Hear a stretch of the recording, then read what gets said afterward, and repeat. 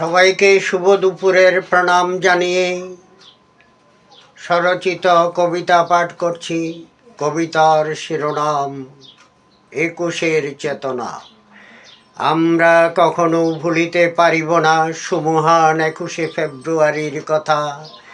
আজীবন দিনটি বাঙালি জাতির মরমে মরমে রহিবে গাঁথা। লাখো লাখো বাঙালি জাতির রক্তে রাঙিয়েছিল বাংলার মাটি। চিরদিন রহিবে সেই মাটি সোনার চেয়েও খাঁটি। 21 মানেই বাঙালি জাতির সমুজ্জ্বল চেতনার বহ্নিশিখা। বছরের দিনটি বাংলার ইতিহাসেই থাকিবে স্বর্ণাক্ষরে লেখা। যারা এদেশের মানুষের মনে জাগিয়েছিল দীপ্তিময় চেতনা, তাদের কথা বাংলার আবাল বৃদ্ধ বনিতা কোনোদিনও ভুলিতে পারিবে না।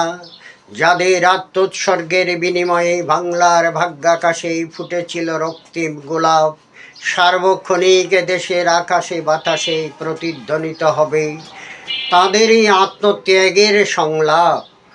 ধন্যবাদ সবাইকে।